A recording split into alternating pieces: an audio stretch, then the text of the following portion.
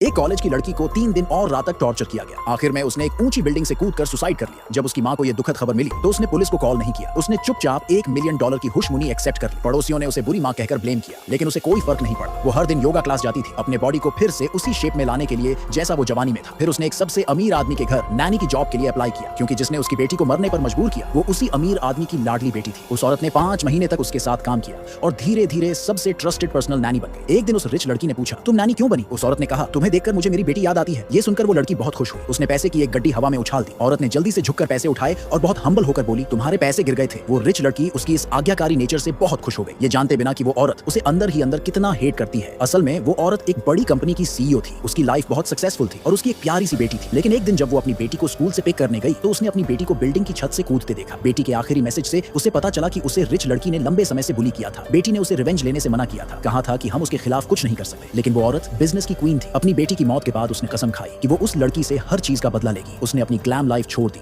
और एक सिंपल नैनी बनकर उस रिच लड़की के घर में घुस गई। लेकिन उसका मकसद उसे मारना नहीं था। वो चाहती थी कि वो लड़की मेंटली पूरी तरह टूट जाए। जल्द ही उस औरत का टारगेट उस रिच लड़की के बाप की तरफ शिफ्ट हो गया, क्योंकि वो अरबों का मालिक था। उसकी बीवी मिड एज में मर चुकी थी और असल में उसी का घर पर पूरा कंट्रोल था। उस औरत के दिमाग में था कि अगर वो बाप को हर्ट करेगी तो वो रिच लड़की पूरी तरह टूट जाएगी। लेकिन उसे पता था कि वो आदमी बहुत सी खूबसूरत औरतें देख चुका है, इसलिए इतनी इजीली फंसने वाला नहीं था। इसलिए उसका ध्यान खींचने के लिए उस औरत ने अपने चेहरे पर नकली फ्रेकल्स बना लिए, भद्दा चश्मा पहन लिया। फिर घर में पहली रात उसने सीढ़ियों से गिरने का नाटक किया और सीधे उसके बाहों में जा गिरी। उसका चेहरा देखकर उस आदमी की आंखों में थोड़ा सा पिटी दिखा, लेकिन औरत तुरंत पीछे हट गई। यही बात उस आदमी को अजीब लगी। वहीं पास में एक औरत ने उसे बहुत बुरा भला कहा। वो एक मशहूर इन्फ्लुएंसर थी जो रिच लड़की की नई सौतेली मां बनने की कोशिश कर रही थी। वो रिच लड़की को खुश करने के लिए गिफ्ट्स लाई थी, लेकिन उसी वक्त उसे इंसल्ट झेलनी पड़ी। रिच लड़की ने कहा कि ये औरत 1 महीना भी नहीं टिकेगी। ये देखकर उस औरत को पूरा यकीन हो गया कि बाप बेटी दोनों ही बहुत घटिया लोग हैं। कुछ दिन बाद उसने सुना कि रिच लड़की किसी और लड़की को फोन पर डरा रही थी। वो लड़की उसे कोर्ट में ले जाने की कोशिश कर रही थी, लेकिन रिच लड़की ने 3 गुंडे भेजकर उसे पिटवा दिया और केस विथड्रॉ करवा लिया। इसके बाद रिच लड़की हंसते हुए कहने लगी कि वो गरीब लोगों को कंट्रोल करने के बहुत तरीके जानती है। ये सुनकर उस औरत को अपनी मरी हुई बेटी याद आ गई, जो बिल्कुल ऐसे ही सफर कर चुकी थी। उसका हाथ अपने आप मुट्ठी में कस गया, लेकिन जब रिच लड़की को थोड़ा पेन महसूस हुआ तो उसने उसे डांट दिया कि वो हाथ क्यों दबा रही है। औरत तुरंत नीचे झुकी और माफी मांगने लगी। रिच लड़की को उसकी ये सबमिसिवनेस बहुत पसंद आई। उसे क्या पता था कि अब उसका वक्त आने वाला है। उस रिच आदमी के बारे में और जानने के लिए उस औरत ने बाकी नौकरानियों से बातें करना शुरू कर दिया। पता चला कि वो रात 11 बजे स्विमिंग करता है। उसी दिन औरत ने उसकी नौकरानी की चाय में हल्के से कुछ लैक्सेटिव मिला दिया और खुद ही चाय उसे थमाते हुए बोली, अगर जरूरत हो तो मैं हेल्प कर दूंगी। जब उसने देखा कि नौकरानी ने वो चाय पी ली तो वो अपने कमरे में वापस गई और अपने चेहरे से फ्रेकल्स मिटा दिए। थोड़ी देर बाद वही नौकरानी पेट खराब होने के कारण औरत को कहती है कि वो फ्रूट प्लेटर पूल पर ले जाए। सब प्लान के हिसाब से था। उसने प्लेटर पूल के किनारे रख दिया और इंतजार करने लगी कि रिच आदमी पूल से बाहर आए। जैसे ही वो बाहर निकला, औरत जानबूझकर फिसल गई और सीधा पानी में गिर गई। वो आदमी उसे पकड़ने के लिए हाथ बढ़ाता है, लेकिन जैसे ही उसने देखा कि उसके चेहरे से फ्रेकल्स गायब हैं, वो हैरान रह गया।